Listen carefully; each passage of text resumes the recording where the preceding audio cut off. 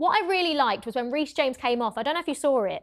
Gave Moises Caicedo the armband and was like, we need to see this, to see this through. And I just thought, that is the Reece James that we all love, that we need in this team. And actually, for the first time in a while, game management was very, very good, and we saw it out. We did, and he made changes tactically and personnel-wise to make sure that there were the players on the pitch that were equipped to deal with whatever Wolves Wolves are fighting a relegation battle, so let's get that right. However, I've seen us drop points to teams that are in around mid-table and lower, Everton in particular. But Reece had no more involvement in that game, and I can only imagine how Reece must have felt. Twofold. One, I've got through 75 minutes. And I've not broken down because we're all sitting there praying for Reece. Two, I don't want to leave the boys on the pitch, but I've got to for the benefit of me. So I can understand when he put that armband on, he had a word with Caicedo, just bring the points home. We all saw that, so nice touch. Reece James has this very unique ability, Matisse, to no matter how long he spends on the sidelines, he is the exact same player when he comes back into the starting 11. And I think that's what's the most frustrating thing is that how good is he? And I know we only get it for a small amount at a time. Fingers crossed he's been fit for a good few games now.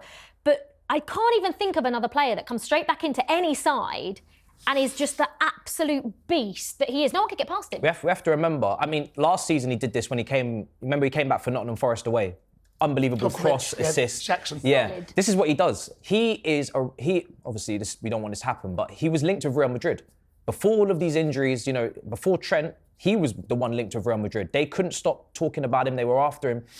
We know his potential is to be the best right back on the planet. And that hasn't changed. It's just purely the injuries. But this is why I can't give up on the player, because there is only a few players in the world in his position that play to that level, and he's one of them. And we can't find someone again on that level. So it is just a patience thing. It is just a hope. It might be some copium, but as people say, you see the quality. Like, he's ridiculous. He whether he plays right side centre back, whether he's a wing back, whether he's a right back, he's just on the football pitch. There's an aura. I remember the ball went into the channel and Cunha had a poor game, and that's partly down to Reece just completely locking him up. He's been having a great season. The ball goes down the channel. Reece James just shoulder barge, little spin, bye-bye. and the attacker's there left for dead. And he does it all the time. The way that he'll chest the ball out of the sky, he's just a ridiculous footballer. That's what he is. The way he uses his physique, he understands what he's got under the bonnet. He knows how to use, Matisse just touched it there, how he can just lean on players. He's like a cruiserweight boxer, the physical shape. But he's got it. He knows exactly. And you're right, Liv. He looked like he'd been playing all season. It's really interesting what happens with England with Tuchel, because the squad's announced in around about 7 weeks' time, the mid-March-ish, let's say 6 weeks' time, right? Yeah. I know. But wouldn't it be lovely to think that he might be in the thinking if he can stay fit between now and then? Because obviously Thomas Tuchel... I kind of don't want him to go. Yes, I know. That was my face. I was like, I love Thomas Tuchel. I love Thomas Tuchel. Pick him, please. And do you know what? This squad is probably too early for him right now. But it would be really interesting to see going into that squad what the choices are available to Tuchel, who is going to be in that right back position. Because if Reece plays between now and the World Cup, and fingers crossed he'll be fit, he's on that plane. Yeah. He is. He is. The best. Now, from one brilliant fullback to another brilliant fullback, because I thought Marc Cucurella yesterday, I know we've given Trev he got man of the match and he was the best player on the pitch, but I thought Marc Cucurella was a very close second, Jace. Well, I mean, just the coming into midfield, the starting the move, finishing it, it was brilliant. He's enjoying life, and this happened. If you go back 12 months ago, we started to see the Cucurella that we've got now. Went away to the Euros, won the Euros. He has really... If you polled every Chelsea fan 12 months ago how they felt about Cucurella, and they polled them now, same fans, the polar difference compared to the player we've got now. He's enjoying the role and he understands it. He understands it so well that actually in the second half, when Dizazi came on for Reece, we had Gusto at left back, Dizazi at right back. Cucurella moved into midfield. He looked as comfortable there because he understands the role.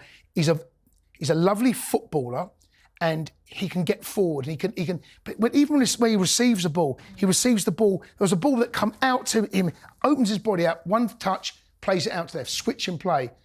He's an option in there. He's a real option in there. Like, he has a free role. You know, when we used to go back into the early 2000s and the number 10 position was the free role. Cucurella's got a free role. He's in central midfield, but he's also crashing the box. I spoke about in the first half, all those crosses were coming in, and there wasn't really anyone, you know, making the late runs. Almost the Lampard run. He nearly got on the end of one of them in the first half. Yeah, but it's almost like the Lampard run, the late run, unseen from the midfield, obviously not to the same level, but that's against Brentford, he's done that, and that's again in that game last night where he's come into the box late and he's managed to make it work and he's put it into the corner.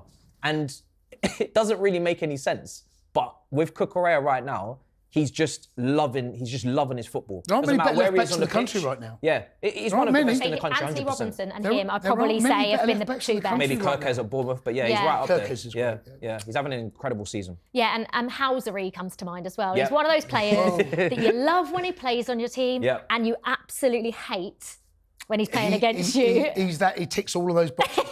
He does. I remember when he played for Spain during the Euros and I was like, oh my God, Marc Cucurella is annoying me. Yeah, so but when he plays for Chelsea, I thoroughly enjoy him. Now, Keenan Dewsbury-Hall actually got the assist for Marc Cucurella's goal, a little flick on.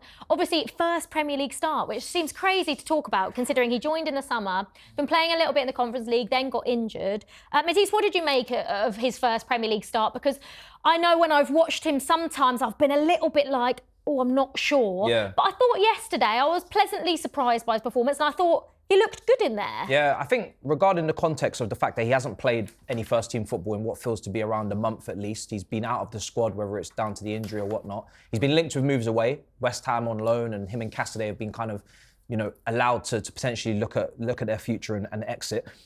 For him to come into that team, and I didn't know really where he was going to play because we've seen him play deeper in the double pivot. Yesterday, we saw him play more in the half spaces with Palmer. He was playing on like the right side, putting a great cross in the first half, and he was sharp. And that's what I was worried about. Because for a player that hasn't played Premier League football really at all, is he going to be sharp? Is he going to be, really at the right tempo, at the right intensity? Is the game going to pass him by? And it didn't. So the fact that he was coming in, putting a 7 out of 10, kept things ticking, looked the part. And I think he was actually better than Palmer in the first half, to be honest. It's a really good performance. Now, does that really change my overarching feeling that he's not really still a part of things at Chelsea? It was more of a necessity because Enzo's out and Lavia's out, and we were lacking midfielders, so we kind of had to bring him in and start him. It's going to take a lot more performances, a lot more game time for me to think, okay, this was a smart signing over the summer. Still feels like a misuse of funds. But for him, I think what he's at least proven is that he is a good Premier League player. And if he does leave Chelsea, he can go and play for maybe a West Ham, etc. And he can actually be a main part and an important player for someone. Midfield's an issue right now. Obviously, Leslie Ukachukwu, Andre Santos are out on loan, and Maresca has confirmed that he has no plans to recall them. Romeo Lavia looks like he's injury prone. He's confirmed he doesn't know how long he's going to be out for. Enzo Fernandez is now out as well. Moises Caicedo, I feel sorry for him because he's doing it on his own, and I know he's capable of doing it on his own, but it now feels like where are all of our midfielders? Yeah, I said last week in the show that we spent so much money, but actually outside of Lavia, Moises Caicedo and Enzo, who is there? There's not a natural, you look at Liverpool, what they've got, in the options in the middle of the park, you can bring another player in. It doesn't feel like it weakens them. Look, Dewsbury-Hall, the highest compliment I can pay him is the fact that Matisse made there. He's been out injured, first Premier League start. It was a nice game for him to come into, but it turned quite tricky. And he stood up. I don't think that he looked out of place one little bit. We don't have enough numbers in there. If we do, Lavia, if Vega does leave and Lavia is injured, I don't know how we can let Dewsbury go. I don't know how that looks. I don't think we would, though. I don't think we will let him go, surely. But when he was at Leicester, he was playing under Maresca at Leicester. He was playing as an attacking midfielder. It was Winks that was deeper, and he was playing as an attacking midfielder. And when he was initially signed, everyone was like, this is another attacking midfielder that can maybe get shots off, can put a cross in, he can kind of give an overlap on the left-hand side because we don't push the left back up. He can maybe have a dynamic with whoever the left winger is. Then he became a 6 because we signed Felix and because we knew Nkuku had to really be in that position. And Palmer, the manager, made it abundantly clear, he's a 10, he's not a winger. So then the space for Dewsbury-Hall became crowded. But yesterday, he's playing in attacking midfield. He's playing on the edge of the area. He's in the attacking third. So he's still not a solution deeper. He's still not the person that you're looking to. Tackles, interceptions, physicality, aerial duels. That's what Chelsea lack. Chelsea have lacked a player that when Caicedo and Enzo are getting tired, they can bring on to see the last 15 minutes out, last 20, like a John Obi Mikel type player. I just wonder whether Reece might tick that box, Played there Yeah, I mean, it's not ideal, but in terms of what Reece can offer, he won Player of the Season when he was at Wigan playing midfield. And in terms of what he offers, it's not dissimilar to what Caicedo does. In fact, very similar. We do have cover, but then Gusto's got to be fit. And I don't think we should be... I get the feeling that Caicedo just loves playing football. I don't think he looks like his energy levels are going to drop. He's young. Play every single game. Captain as well. He's not one of those that I worry about fatigue. I don't get that feeling. When he went down, my heart was in my mouth. All of us. I said, if we're going to the Etihad with no Caicedo and it's Cassidy and Drewsbury all in there, I'm sorry, we're not getting a result. And my God, imagine going to the Etihad with no Enzo, Caicedo or Lavia. Or Lavia. Now, this is my scare. Chelsea have to make top 4, and you can't be sitting here we can't be sitting here on the 2nd of Feb. You know, God forbid Caicedo gets injured and now the window's closed, we can't do anything. And my only worry with Reece James in midfield is that you've got to cover a lot of ground. The amount of coverage that Caicedo's done this season in midfield, he's getting about, he's putting out fires. To ask Reece James, who's injury prone, to go in there and do that, maybe a younger version, but this version, I'd be worried. You're right, but in terms of the only, you're talking about the skill set. Yeah. Reece ticks a lot of those boxes, but a fit Reece does. Look, I'm not saying I want to see that, but I'm trying to solve solutions to the question. Reece, but then we saw, not saying this, but that Cucurella come into midfield. There are one or two options. It is round pegs and square holes. There's no doubt. But we saw last night what Cucurella can do. But the fingers crossed. Look, Caicedo will be fine. He's a fit boy. On AM, on DAB, via the talkSPORT app, and on your smart speaker. talkSPORT.